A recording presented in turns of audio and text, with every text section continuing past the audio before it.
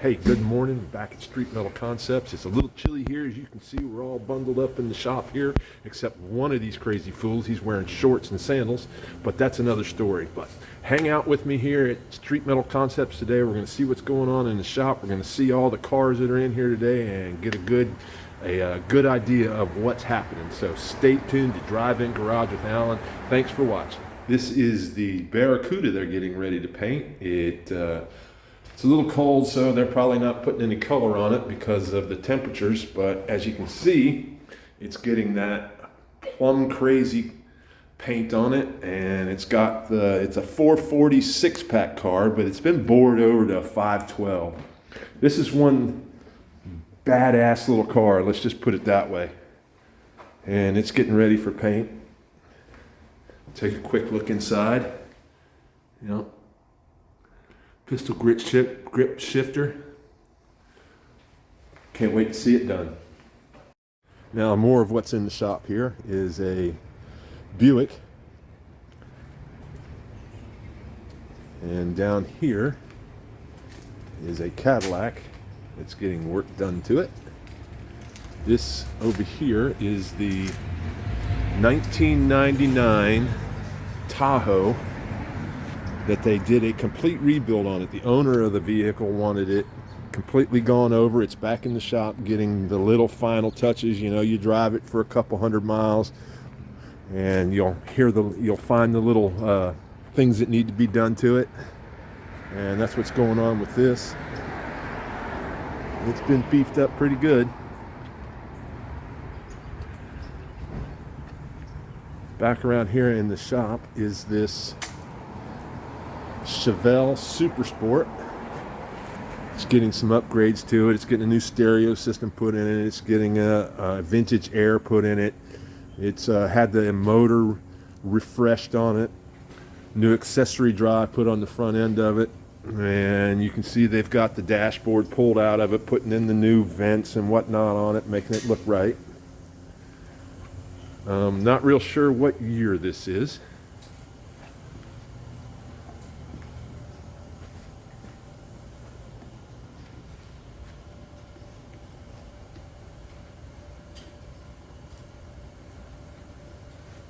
I'm sorry, Thomas. Just tell me to get the hell out of the way. Here is a 69 Camaro that is getting close to being done. Still working on the filter shroud that goes over for the filter system that goes in there.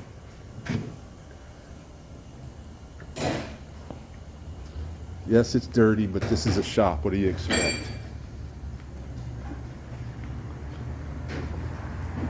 We'll go over and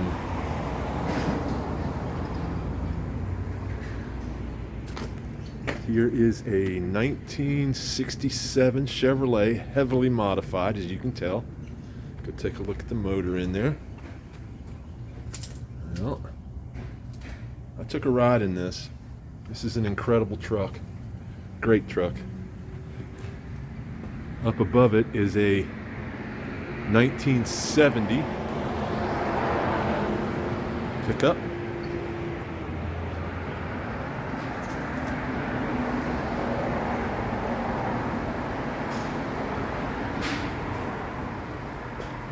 And we'll come around to a 1938 Dodge. Getting the brakes refreshed on it, getting the carburetor system cleaned up. Just, making it a good driver. The gentleman would like for it to just be something that he can start up, take outside, and anytime he wants, take it out on the road and not have to worry about it. He brought it to the right place to get it done like that. So there we go. We'll go over here, and behind the screens here is the Hot Wheels tribute truck. It's moving along pretty good. Casey and Nick are working hard on it, getting the front end fab now. You can see that they've bobbed the nose on it. So that's what's going on with that. We'll talk to the guys a little later to find out what exactly is going on with it. Here is a Camaro It's in for some diagnostic work, I believe. Beautiful color on it.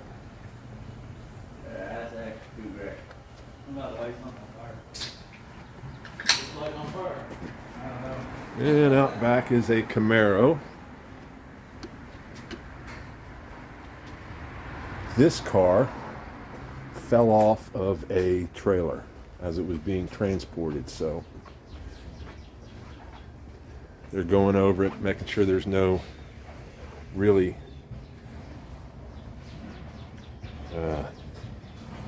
anything that's gonna hurt you or me, you know. So, hey Dom, how are you? Good morning. Good morning. What's happening, buddy? Not much. Just got here. Yeah, tell me about this motorcycle. It's BMW. Yeah? Yeah. Did it have a issue recently? Yeah, it fell over twice. It fell over twice? Twice. How'd you do that? It slipped off the stand somehow. Yeah? Yep. And any damage? Yeah, I mean the side fairings, the case, clutch lever broke, handlebars are scratched. But you can still ride it, right? Yeah, it's still rideable. Okay, all right. Just cosmetic stuff. That had to have hurt when you saw that, huh? Did you see it fall over? Did you hear it? No, Yeah? I watched it twice. Didn't really bother me because I'm obviously being a mechanic. It's Something you can fix, right? yeah, it's no big deal to me. Right. It's cosmetic stuff. So. Right.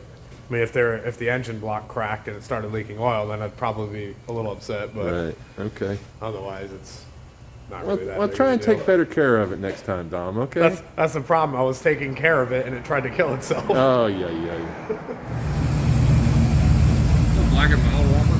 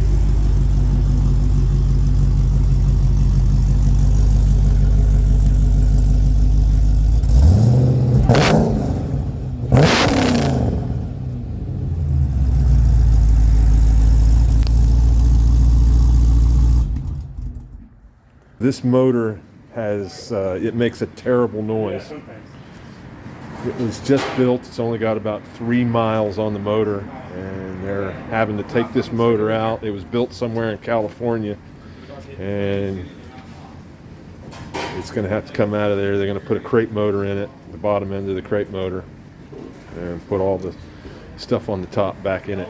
So this motor's coming Into out. the trailer. Stand it up. Yeah, we'll go this way.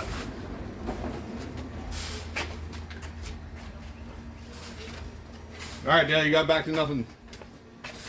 Go back to doing nothing. Not holding the bowl.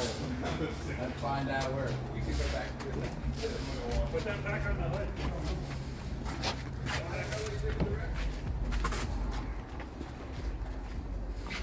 Okay, right here it is. All right, so the hood is off. You got all the room in the world behind the firewall. his pocket.